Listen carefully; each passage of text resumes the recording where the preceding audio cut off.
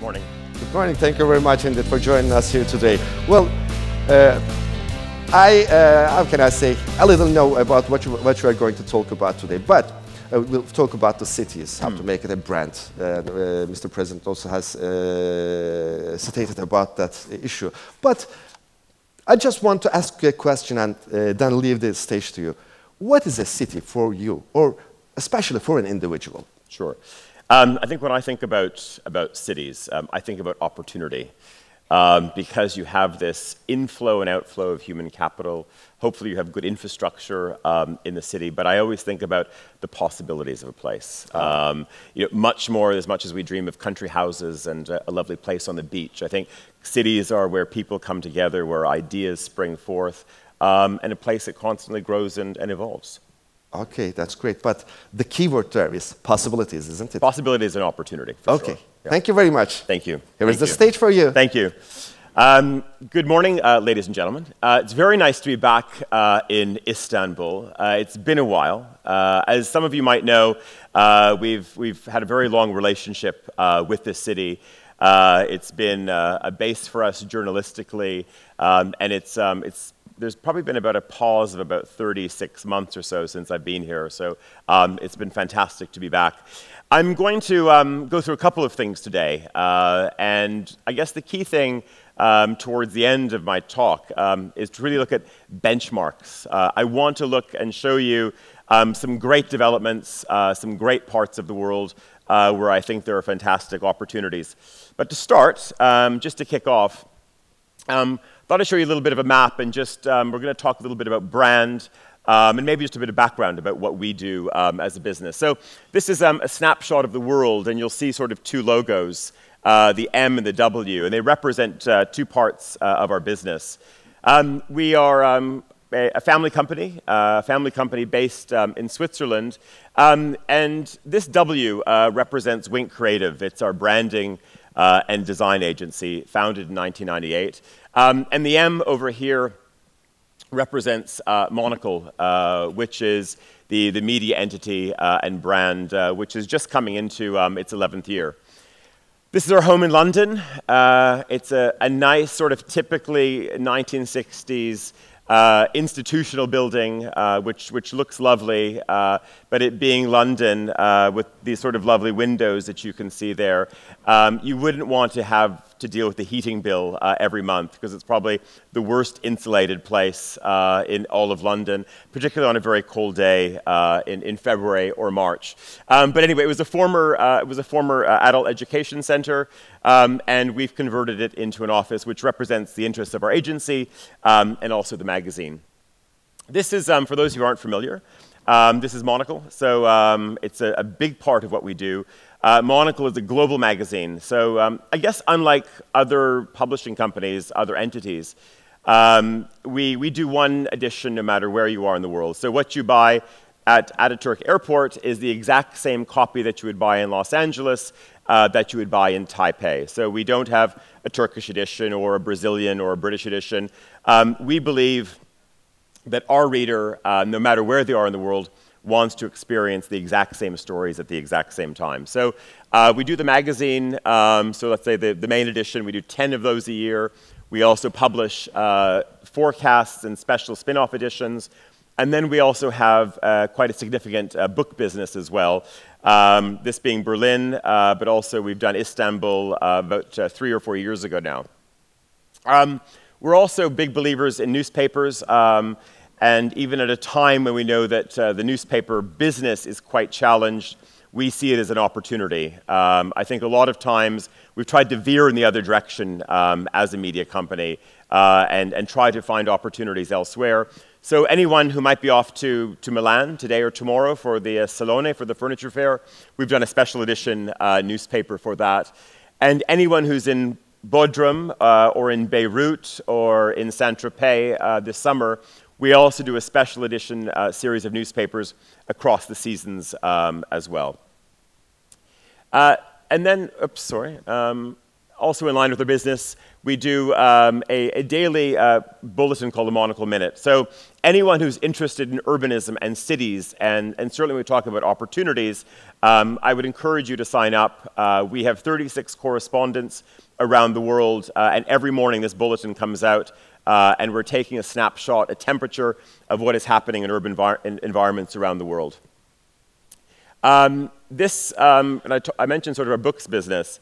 Right now, we're working on a big manifesto piece about building bigger cities. So whether we look at the urban brand, whether we look at education, whether we look at security in cities, the Monocle Guide to Building Better Cities is going to be interviews with mayors, benchmark developers around the world. And this is a project which we're just putting on press at the moment. And then also we've got a book also looking at hotels and inns and hideaways. But it's not a guidebook. It's also very much a B2B expression as well, because I think probably a lot of the people assembled in this room, there's probably that point in your day or your week where sometimes you think, if I wasn't doing this, what's my fantasy? And my fantasy is probably, I'd just love to run my own hotel. To think about a lovely place tucked in a vineyard or atop a mountain somewhere. So this is also really how to get up and get your own hospitality venture started. And on that note of hospitality, with under the Monocle brand as well, we also run a cafe business. We've started some kiosks. This is just it's a little area in London near Paddington, near St. Mary's Hospital, where we've launched what is to me is like the perfect combination of what do you want in the morning. I want good print, good media, and I want a fantastic coffee. And we wanted to bring those two concepts together, and that's what we've done there. And then we're looking at opening these also in other markets around the world. And this is also talking about retail. We have about seven shops that we operate, also owned and operated. So selling Monocle products, we're doing collaborations with brands around the world. And then also part of our venture is also doing radio as well. So radio being quite a big venture. And of course, in an environment like this, conferences are also a big part of our business. And I would like to invite anyone who is interested in, of course, what makes a city function and tick today. You're cordially invited to come to Zurich from the 28th to the 30th of June. We do our annual Quality of Life Conference. It's the fourth time where we bring together speakers from around the world. So again, it's architects, and it's retailers, and it's chefs. And we try to think about the metabolism from the moment you wake up at 6:30 in the morning till the time that you go to bed. What are all of the elements and functions that make a city not just work, but what makes a city succeed? So this will be the fourth installment, and we do a very tight one-day session, which will be on the 29th in Zurich. And that's just a bit of an enticement. If you want to come to Zurich, there's going to be, we really want to take people to show you just a lot of the great things that the city has done. This sort of will be part of the benchmarks I'm going to show you in a moment. But I love this snapshot of a city where you have this sort of brutalist architecture right on the middle, right on the river in the heart of the city. But what Zurich has done very well is they figured out how does the city, the city government, work with interesting entrepreneurs. And in this case, working with interesting young chefs. So of course the space is all owned by the city, but they do an amazing beauty contest to go and find the best bar operators, the best restaurant operators to deliver great catering experiences as well. And just another snapshot along the Zurich Lake. The other part of our business that I mentioned, and this is, I'm Canadian, so this is a point of pride. Our branding business, we're just in the process of rebranding Canada's national carrier, Air Canada. Some 300 aircraft to paint, so this is the new livery that we've developed. And our business as an agency, we work a lot with transport and big infrastructure, we work a lot with cities, and even governments up to a national level. So this is just the unveiling of Air Canada's new brand, just a little over a year ago. So you'll still see a lot of planes which are kind of a bit of a mouthwash color. and we're now cleaning up the identity to look like this. There's a series of publishing elements that we've done as well. This is something interesting from an infrastructure development point of view, also thinking about, of course, the new airport, which is coming to this city. If you could, it's hard to believe, but up until 4 years ago, there was no dedicated rail network between airport and city center in any city in North America. Not San Francisco, not Vancouver. No city had a dedicated non-stop rail link. And as part of the legacy component of the Pan Am Games in Toronto, there was the ambition to go and build this. So we created a brand called UP, which stands for Union Pearson, Union being the downtown station, Pearson being the airport, and then developed a whole world of rail around this. So typography and, of course, the main brand. And then also looking at the station environments as well.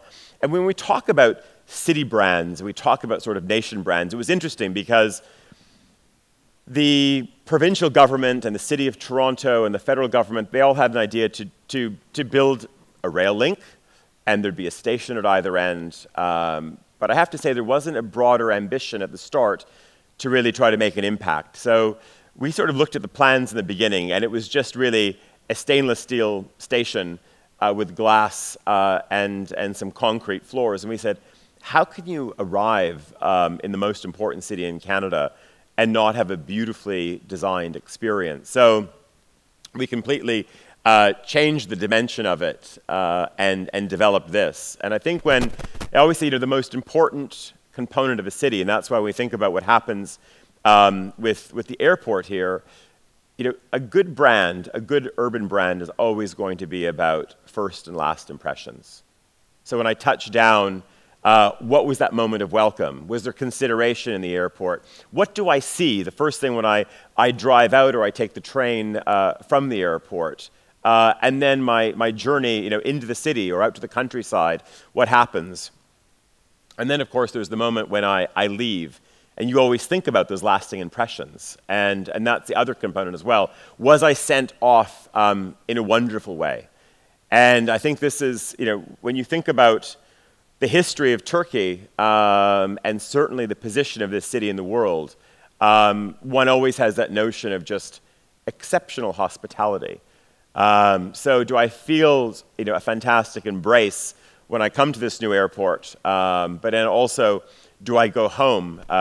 Do I head back to San Francisco? Do I get back to Tokyo and say, wow, it was absolutely extraordinary. The new airport in Istanbul has really taken things to a next level. And that, of course, then becomes the benchmark. The benchmarks, of course, were other cities around the world where there's this great urban competition that they say, actually, you know what we need to do? We need to go one better than what Istanbul has done.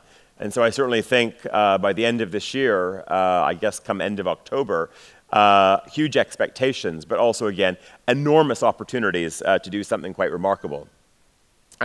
Just before we look at some benchmarks, a couple of other projects that we've done. This is, would you believe it, it's a car showroom in Tokyo. So this is for Lexus, and we created a new brand for Lexus called Intersect. And our view was, this sitting around it is Stella McCartney and Moncler and Chloe and Cartier. We said, if you're a premium automotive brand, doesn't it make sense if you want to go and buy a car that you should not be going out to the suburbs with lots of other automotive dealerships, but maybe you should be in and amongst other luxury brands as well.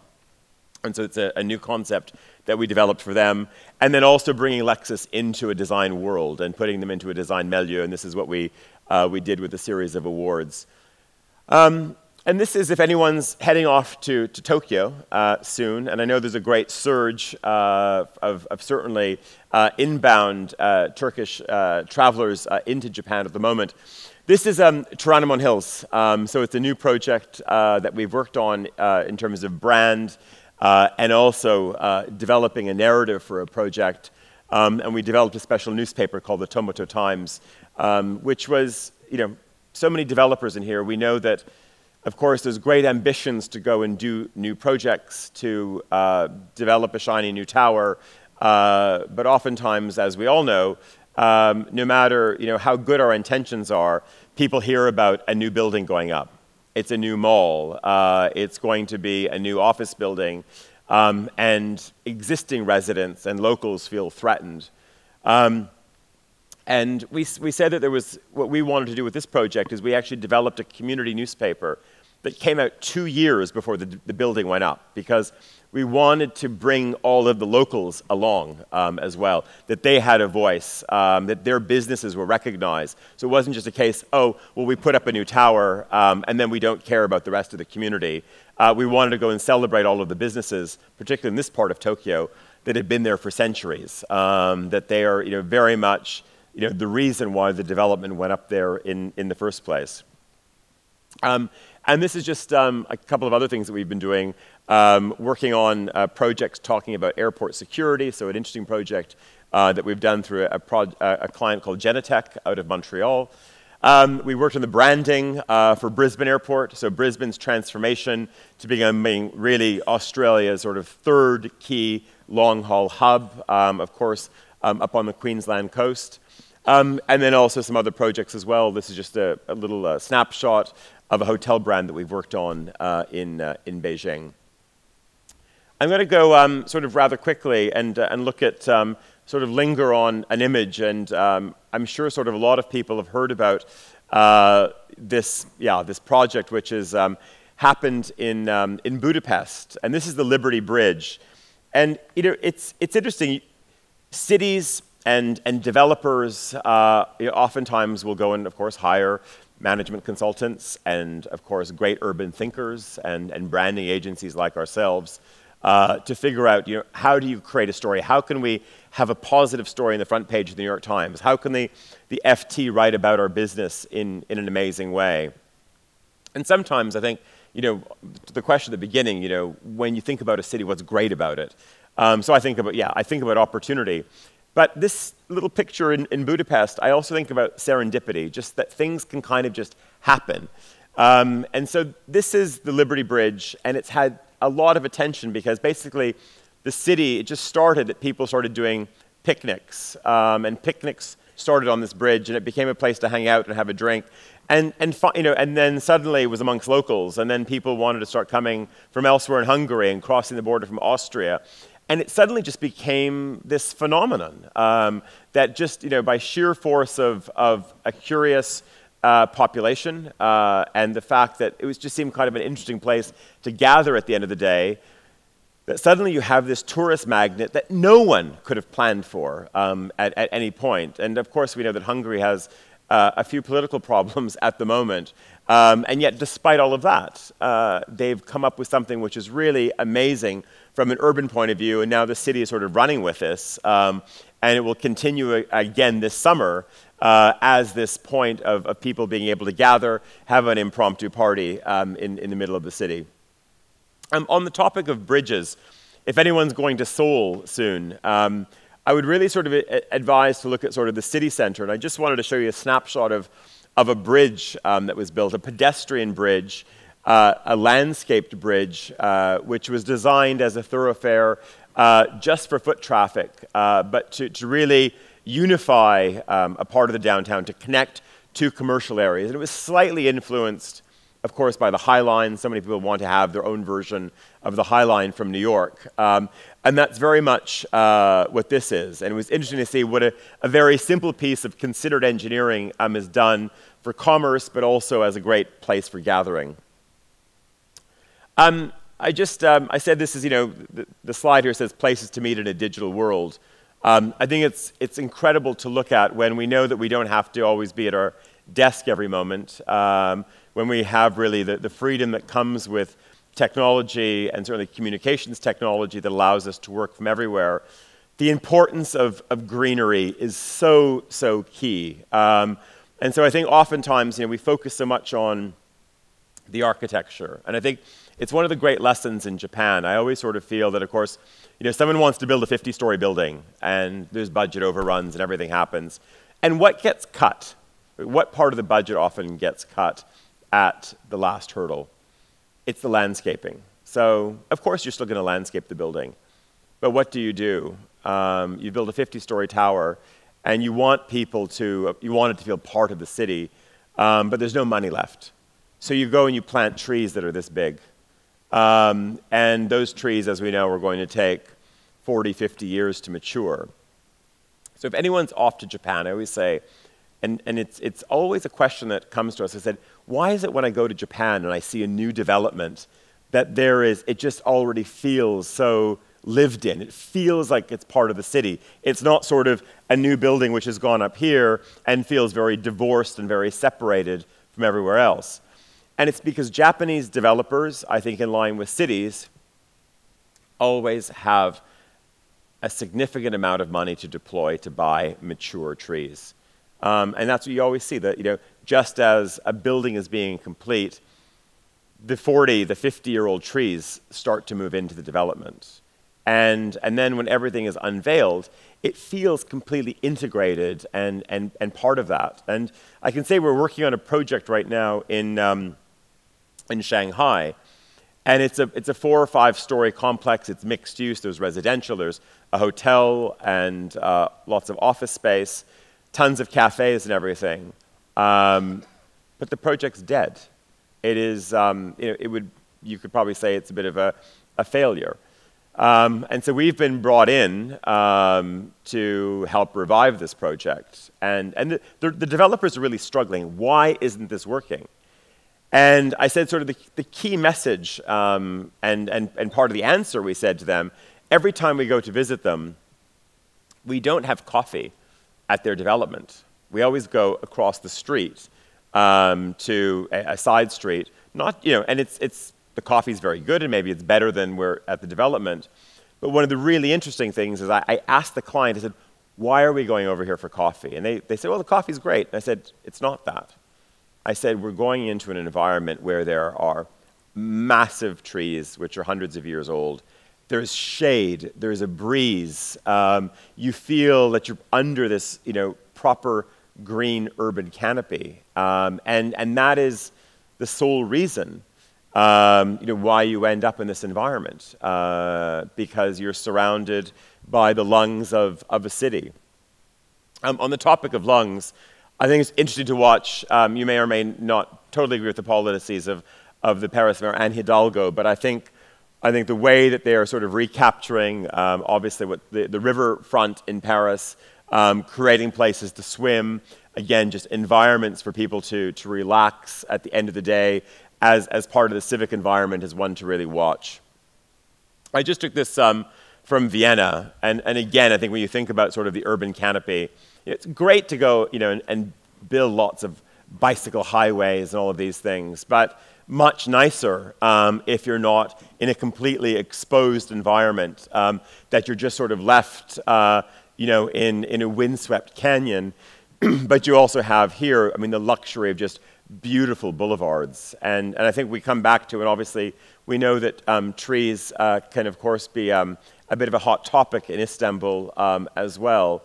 But I also think it's one of the simplest, pieces of, when we talk about programming a city, is to think about the urban canopy and what it delivers.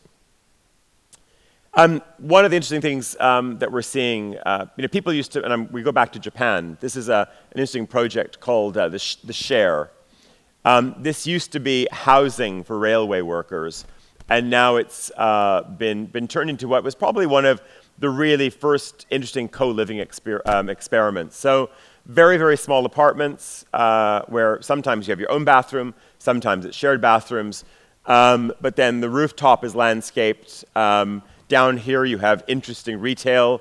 The building actually runs its own radio station, and it's a radio station also for the broader community.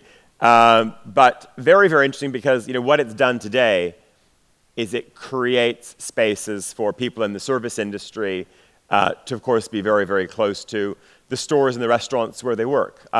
People who are very much part of the essential service economy of a big international capital. You can't have everyone traveling 90 minutes every morning to get to a great shop or to get to a restaurant. How can those people be 10 minutes away, 5 minutes away? And that's where you see a lot of very, very interesting micro scale developments, but those happening certainly in the core of also where you have tourism and where you of course have a big draw in terms of other shops and services. I just thought this is a great project by an interesting architect, Andreas Martin Luff, and he sort of cornered the market in being able to do really fantastic housing for students, but again, also looking at how do we keep people in the city. So as much as we develop big infrastructure, and I think about, Istanbul's airport city as well. Great that, of course, there's going to be hotels and all of those things, but of course, there's a lot of flight attendants and pilots and people who are, of course, going to be keeping this facility going 24 hours a day. How do you also build this into the mix as well? So when someone is, probably working across a lot of different 24-hour shifts, etc., that their commute is not an arduous one to get home. If anyone's off to Munich, I think this is really a great project to look at. This is Schwabinger Tor. So it's at sort of let's say the outside end of Schwabing in Munich. And I draw your attention to the project for a variety of reasons. One is what they've done residential-wise. The developers are trying to, of course, capitalize on the fact that Munich is, of course, going through a bit of a technology boom.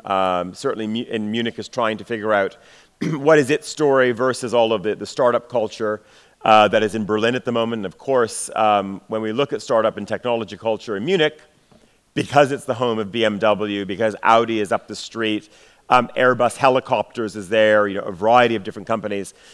They've really thought about people who are coming and how do you bring in an international audience from around the world. So they've really, in all of the residential parts, they've thought about who might be the person who's moving here from Silicon Valley, who is maybe the engineer who's coming from China. So there's very interesting typologies in terms of the types of residential that's being done, and then how they've built in a really amazing array of shops and services, and then a great sharing program. So maybe you've arrived from, you've come from San Jose.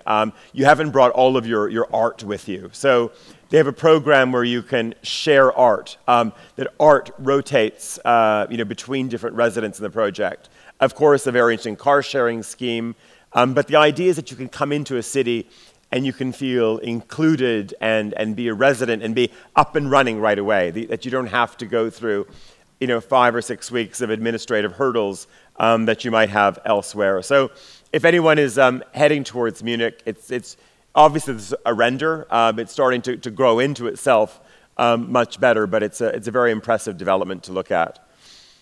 Just a little snapshot, of course, from Rotterdam, and I think just couple of things. I think Rotterdam is a very interesting city to look at. Sometimes not the friendliest place at first glance. Could certainly use with a few more trees, no doubt. But I think the architectural and design community of the city, but also the developers, again, some really, really amazing things happening in Rotterdam right now, where government and developers, and then also, of course, just this very, very strong seam of Dutch design comes through as well. And it's interesting, again, when you talk about city brand, Rotterdam is a very interesting one. It's got a very interesting, controversial, highly quotable mayor who's Moroccan, who's got a great integration story to tell. But then I think it's a city that defines itself in brand through great design and thinking about how does one rethink community. Another small-scale development, which it's called the Nightingale, and it's in Victoria. And pardon me. And I put it up here for a couple of reasons. But this is sort of a crowd-funded development where a variety of people just got together. So not driven by a single developer. And you're seeing, this is something, of course, we see a lot in Germany, but now starting in Australia as well. So where the people said, look, we just want to have very open apartments. All of these sort of residents tried to sort of consider the type of place that they wanted to live, and then thought, well, what do we want? We want to have an amazing cafe downstairs. We want to have a great co-working space. And then we want to be really close to the city center. So yes, I'll trade a bit of space for the convenience of course, not having a long commute. And so I think this is maybe about an 18 apartment unit. But I think what's fascinating is this idea of people who are unified in their vision for design, how they want to live, going and developing something on their own. And where, sadly for many here, the developer is excluded from it. But I think it's set, and I put it up here because I think it's a fantastic benchmark for what's happening. Co-working, of course, such a huge story and an enormous topic, and everyone is of course focused on how do we bring businesses and individuals together.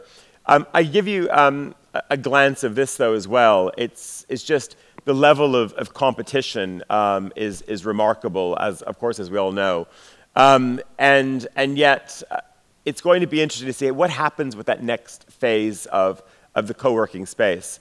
And I raise it as a question mark because, on one side, of course, we see a lot of companies wanting to push their people out because you don't want to have your own real estate.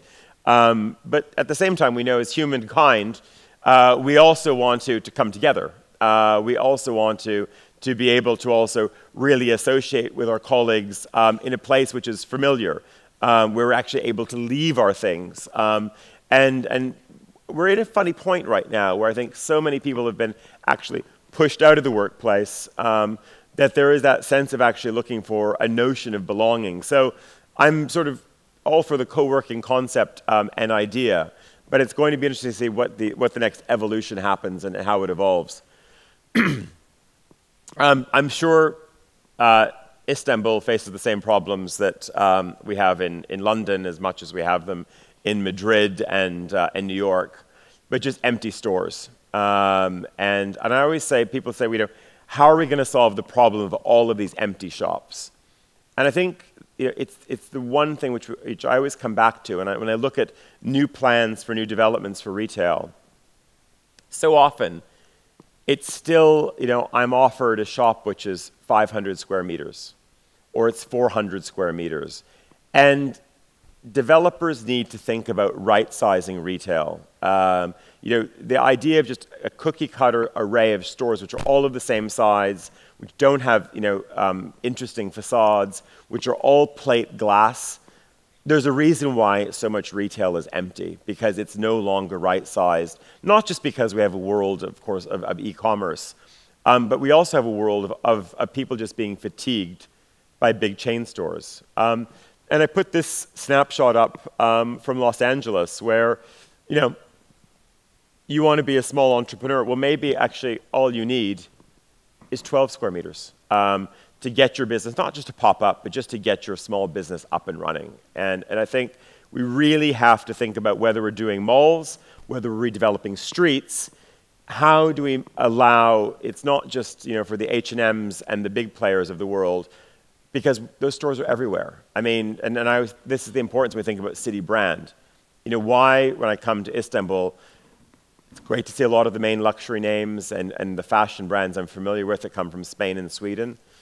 But for visitors from the Gulf, for people who are coming from Kazakhstan, for people who are coming from Europe, how do you create an environment for the authentic, for the homemade, which allows for a different type of startup? And I think that can only happen if people are able to have spaces, particularly if they're in a design, fashion, retail world, which allows them to get their first foot on the ladder. And that is something which is sorely missing. Interesting project in Zurich. It's called Kalkbreite, and it's built on top of a tram station. It's a social housing initiative, again, putting people at the core of the city center.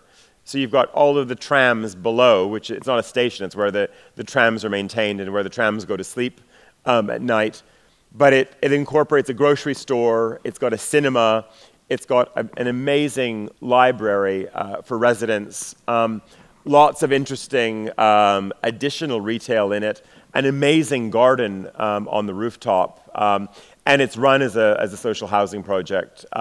And again, I would just say, if anyone in their travels, if you come and join us in Berlin this year, it is really a great project to see particularly from a government point of view, I think, to think how do we deal with social housing components in the city, but also just purely from a design and development perspective.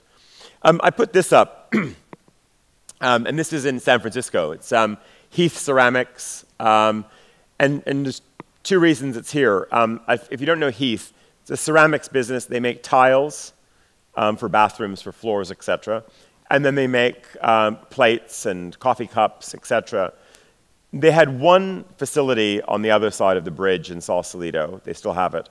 But they went and built, in the middle of the Mission District in San Francisco, extraordinary production for all of their tiles. So it's completely counterintuitive. Why would you put heavy, not dirty, but heavy manufacturing in the heart of a city again? And what's incredible is it's become a tourist attraction, because who gets to see things being made anymore? And as part of it then, it's become such a fixture in the community that they said, we realized that there was no place for people to gather and have a coffee and buy their newspapers or magazines, etc. So they also went and opened this, the wonderful sort of Heath newsstand. So again, completely against the trend. Let's put manufacturing in the middle of where all of these tech startups are. And then let's also bring coffee and news into it. And suddenly they've created this hub just because it's kind of interesting to look at tiles and ceramics coming out of production in the middle of an expensive, obviously, and dense urban environment. Just a couple of more before we go. In Bangkok, this is a great project. People talk about community malls, so the idea of bringing the doctor, the veterinarian, the small grocery store, the coffee shop, etc., 15 or 16 retailers together that every neighborhood needs. But what they've done is they've done it in a sort of a small vertical tower, about 6 or 7 stories, completely open plan, but it's just this wonderful idea of creating a fixture in the middle of a community. And it's called The Commons. It's, I think it's now Sukhumvit Soi 39 area, but again, I put it up here because I think it's a global benchmark.